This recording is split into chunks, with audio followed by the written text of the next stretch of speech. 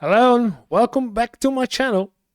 My name is Johan, and as a Dutch citizen I keep wondering, why is there such a huge gap of knowledge between the understanding of Europe and or of the United States? What is missing in the way that American history is taught in Europe or in the United States? Why is this that we have this misunderstanding between what's going on in the US and what is in Europe, the usual statements? And I'm doing this by diving into the history of the United States and see if I can find knowledge, understanding why this gap is.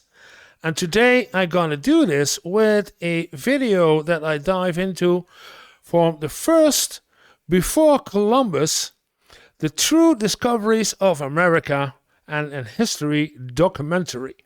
And it's an history documentary, and I saw the time and think, okay, this is 51 minutes and 45, so almost 52 minutes, and I think that's gonna be a two-part video because 51 is way too long to react to, and the link to this video as always in the description. And I start with subscribe and a like, and then let's go and see who was first.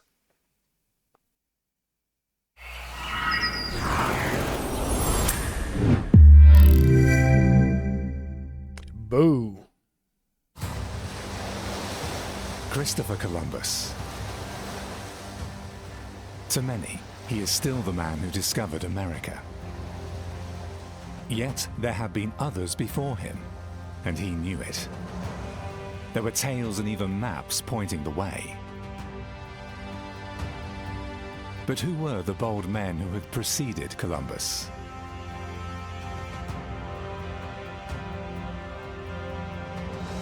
The Norwegian, because I saw a thumbnail with the Norwegian. Or the Norwegian first? Best known among them, the Viking Leif Erikson, 500 years before Columbus. The Viking, yeah, Norwegian, the Vikings. 500 years. A Welsh prince named Madog, supposed to have built fortified castles along the Ohio River 300 years before Columbus. Or King Abu Bakari from West Africa, Mali. Who? From West Africa, Mali? Who is said to have used his immeasurable riches to finance a gigantic fleet 200 years before Columbus. Okay, this is gonna be interesting.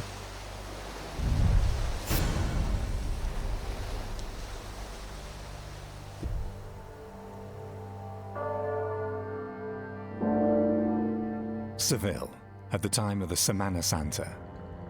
Even in the days of Columbus, the Holy Week was the biggest religious feast. ZDF? Süddeutschen Fernsehen. Okay, and English? In all of Andalusia. The widely travelled seafarer and outstanding navigator is preparing for an extraordinary voyage that will bring him everlasting fame.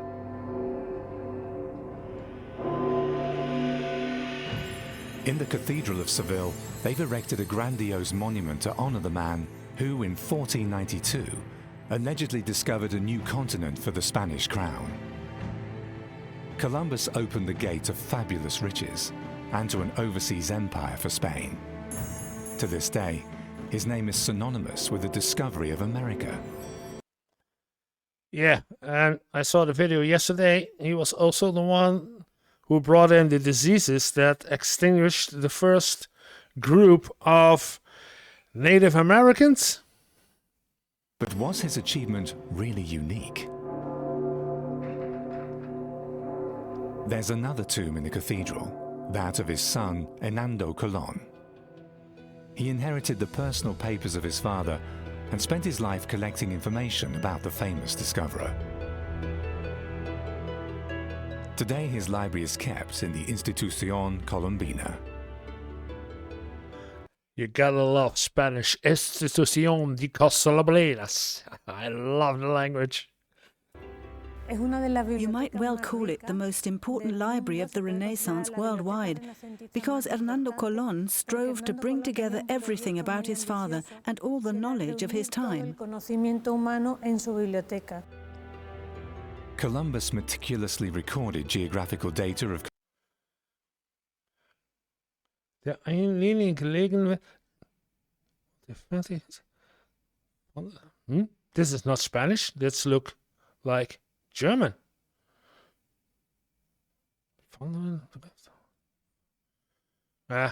contemporary discoveries, as well as ancient sources. When he set out on his famous voyage, he had already travelled most of the known world. As early as 1477, one of his forays even took him as far north as the mythical island of Tula.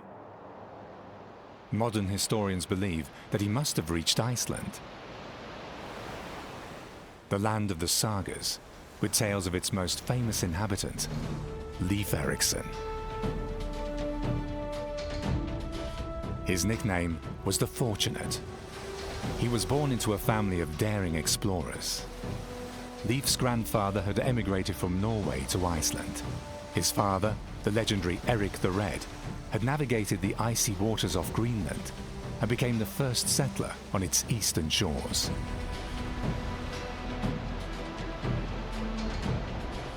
Iceland.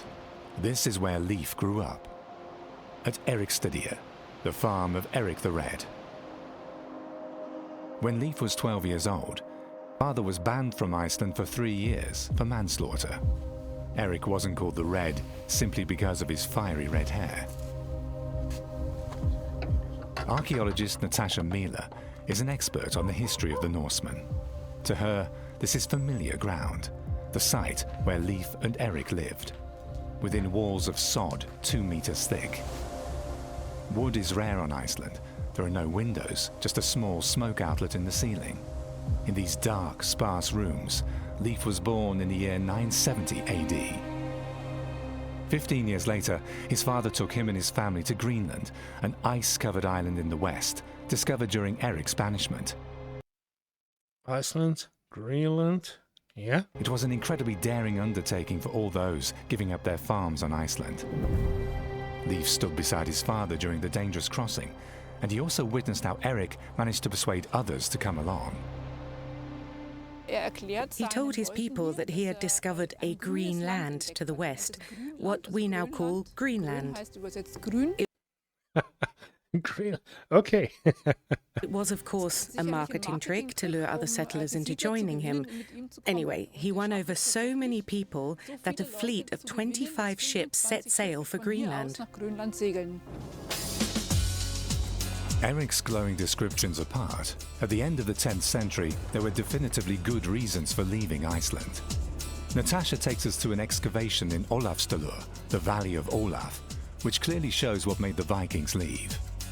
According to Natasha, the discovery of America can only be understood by the phenomenon of island hopping from Norway via Iceland to Greenland. From Norway to Iceland to Greenland. Then it's only a short hop to the US. The excavators are investigating a farm from the 10th century, exactly the period when Eric and Leif set out westward.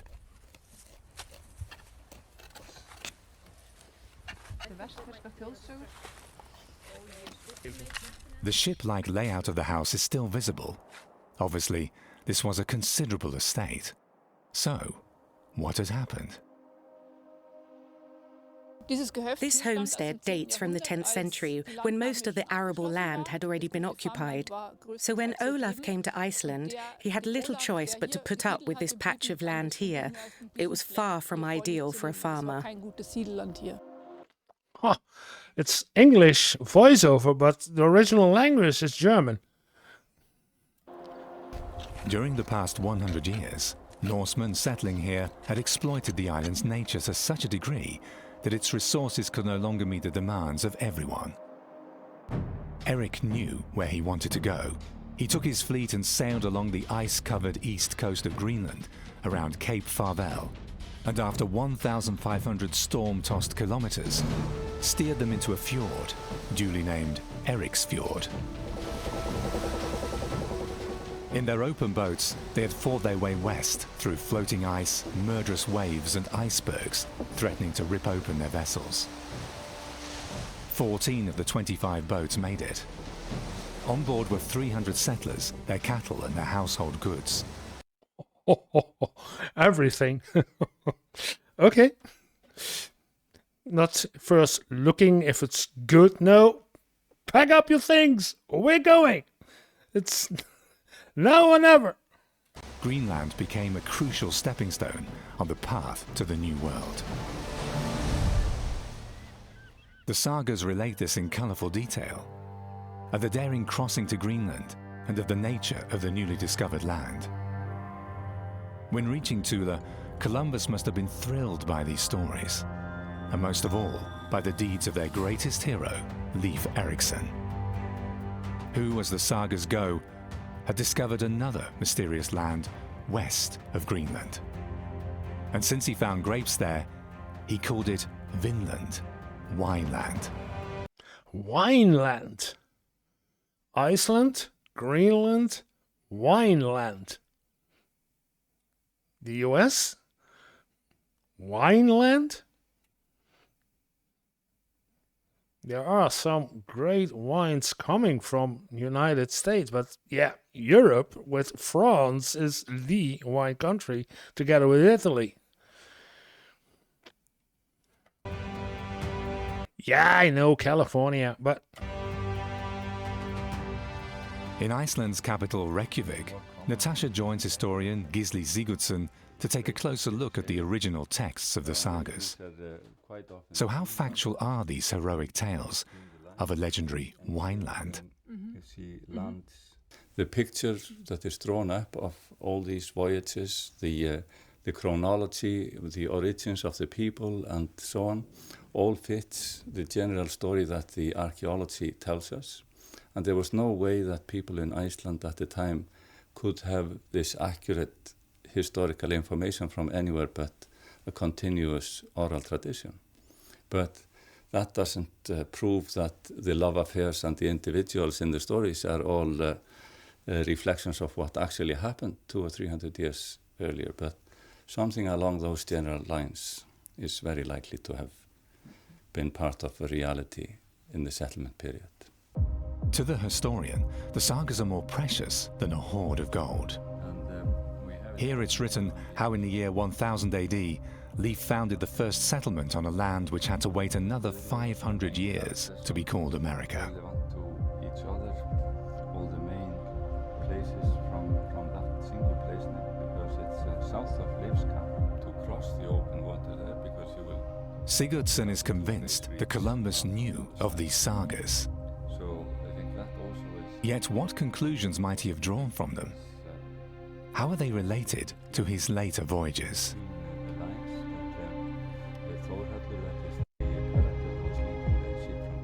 The important learning or information that he obtained is that he could cross over open waters, sail away from the continent, and continue into the west without ever risking falling off. without risking falling off. The flat earth theory. Yeah. Yeah, okay. In those times, people still thought that the earth was flat. You could fall off the edge of the earth. Yeah. So the inquiring young seafarer, who collected all available information and all the maps he could lay his hands on, must have known. There is land in the west, and it had been reached by Europeans long before him. But he also must have known about the dangers of the northern route through the ice-ridden waters off Greenland. Natasha follows the settlers' route into Eric's Fjord. With the help of engine power, GPS, and a compass, it's considerably easier than 1,000 years ago.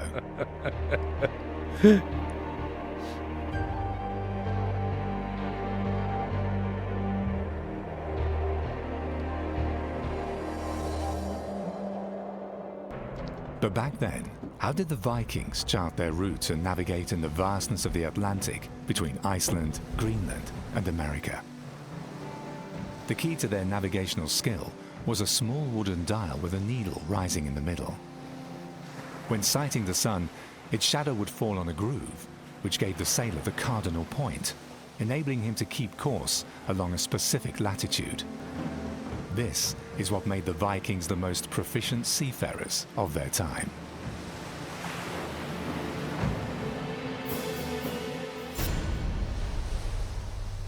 Brattahlid, in southern Greenland.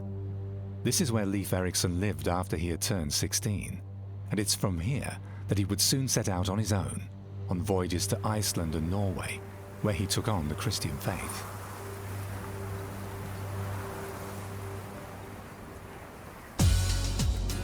A current excavation further inland hints at why Leif left his home once more to venture yet again to pastures new further west. At first glance, the site seems unusual. 3 kilometers from the coast, at the foot of a glacier. It's only accessible via an arduous track. Why did the Vikings choose this barren place? Yeah, that's what I was wondering. Why? Drinkable water? Seawater. You can't drink seawater, so sweet water? The excavation shows, as on Iceland, late settlers had to go where they still could find unoccupied pastures. As a matter of fact, only a few of Greenland's coastal strips are actually green. 4/5 of the gigantic island's surface are covered by a solid layer of ice, and so all fertile ground was quickly settled. Greenland's population back then must have soon reached a critical size, as proved by an abundance of Viking finds in the area. There are about 20,000 of them, according to chief excavator Christian Koch Madsen. And this is the showpiece, the skull of a walrus. Only the tusks are missing. Eye socket.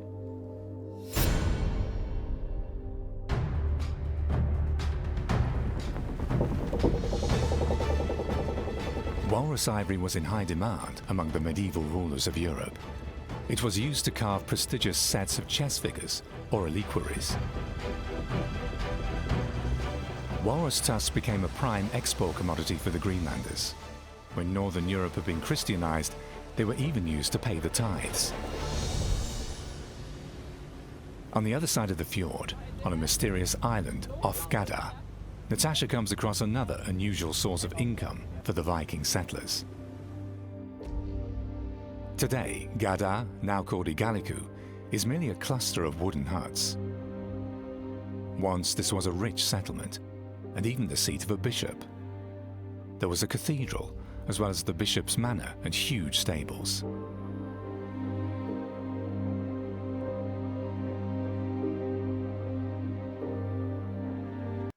Amazing how they find these sites, and it's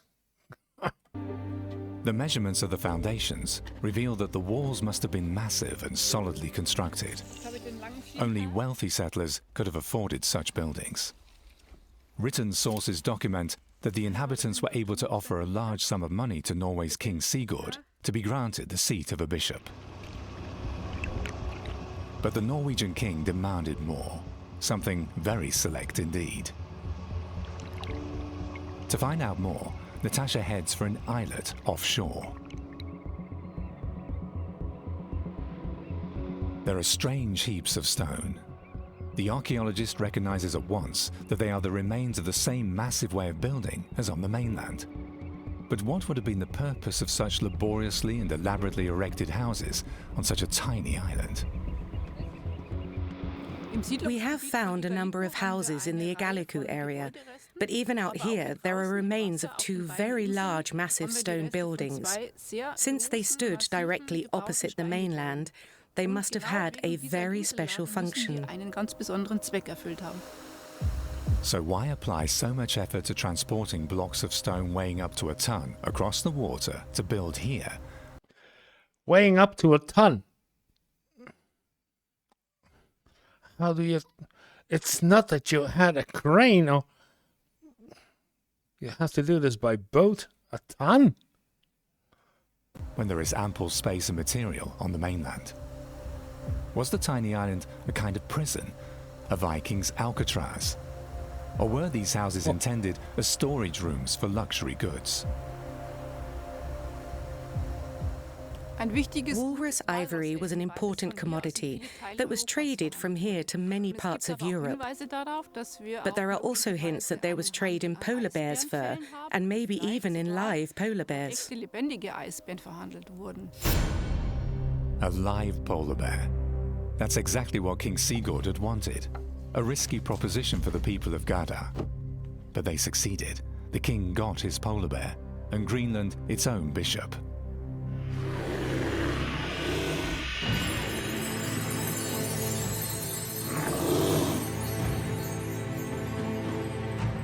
Hunting the largest land-based predator may have been profitable, but it was also highly dangerous.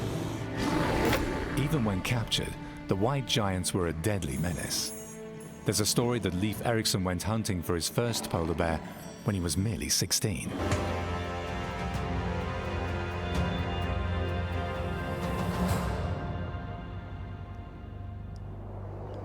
Awaiting their transport to Europe, the huge beasts had to be held in massive cages. And to keep them away from the settlements, just in case, the tiny island would have been the perfect spot. Even if luxury items like polar bears, ivory and furs could be traded for expensive Norwegian wood, life on Greenland remained a constant struggle.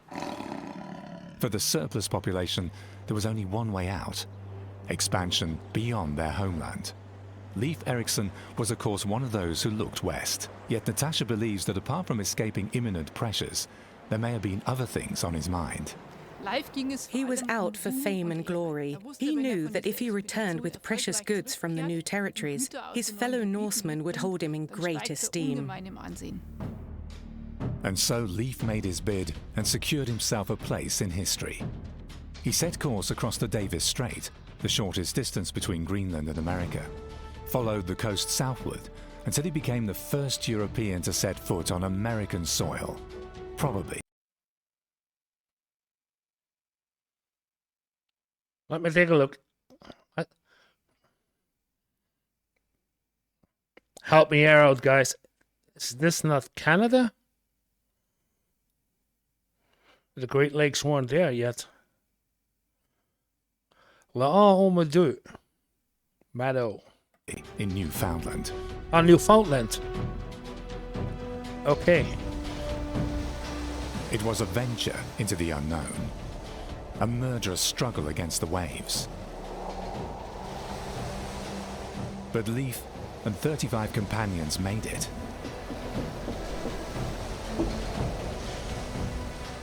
Maneuvering his ship past towering icebergs. Until he made landfall somewhere along the northeastern shores of the American continent. An incredible achievement.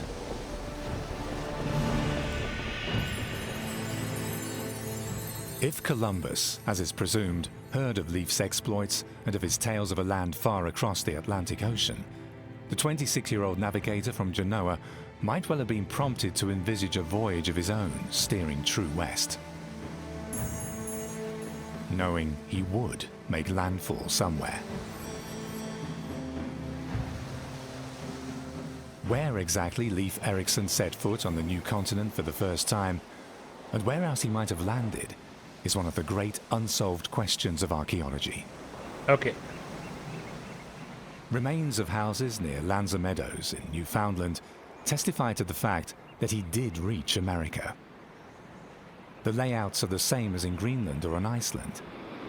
They are the best documented Viking remains ever found in America. Their excavation in the 1960s was a breakthrough in Viking research, proving the historical veracity of the sagas.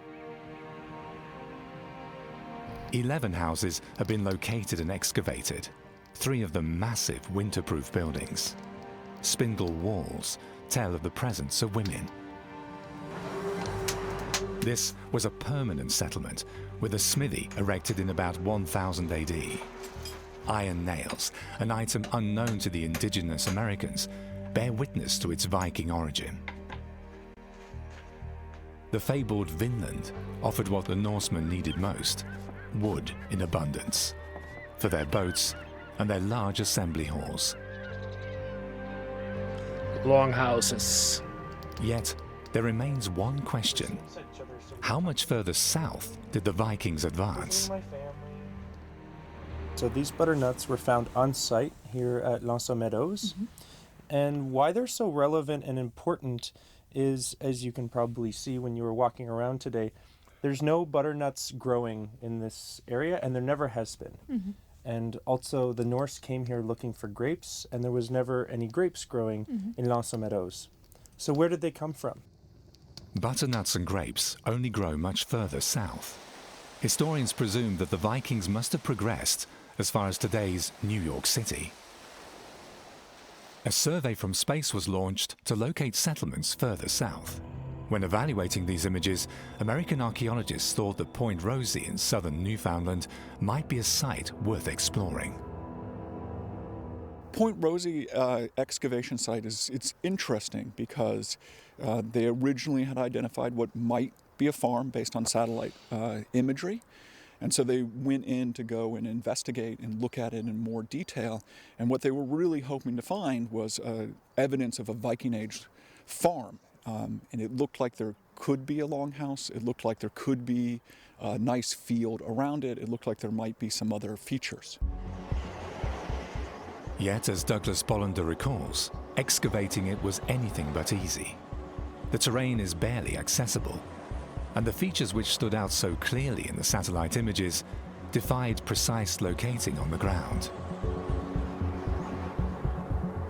However, the team around archaeologist Sarah Parchak found discolorations in the soil which may have resulted from walls of sod, as well as materials that resembled iron clinker from the smithies of the Vikings.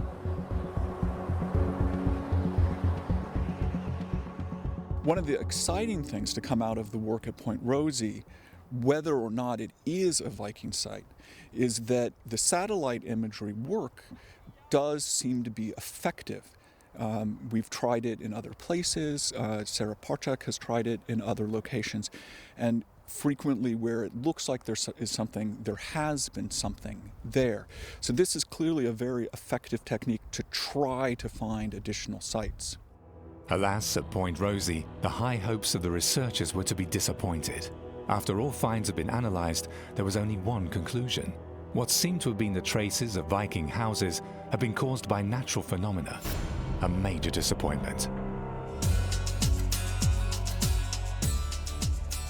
But there are other new promising approaches of research. Natasha is on her way to Halifax to meet Kevin Smith. He's the foremost expert on Viking archaeology in North America. And his smoking gun is flint. Kevin applies forensic science to examine the samples that have been found at Lanza Meadows, along with the butternuts. The finds from America's only known Viking settlement to date are of inestimable value. Accordingly, they are treated with the utmost care. I think modern technology that we have really gives us a great opportunity for this. The device that we're using, portable X-ray fluorescence, means that we can work on these objects which are part of a World Heritage Site without having to destroy any part of them. In the past, 10, 20 years ago, we would have had to grind the objects out, put them into a nuclear reactor or another sort of a thing, and the object would be partially destroyed. In this case, we can try to solve new mysteries and try to get data right down to the elemental level without having to destroy or damage anything of the heritage. And that's a really important thing. Changes the game entirely. Natasha is more than eager to join in the new game. Will it produce clues pointing to another Viking settlement on the North American continent?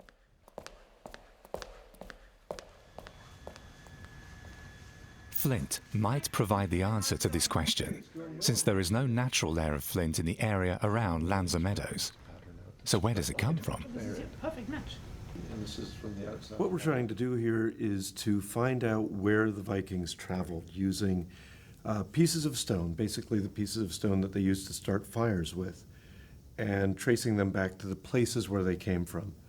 It's a little bit like in the old detective movies, where the detective solves the puzzle of the murder by finding a matchbook, and on the matchbook it says where the person had been before.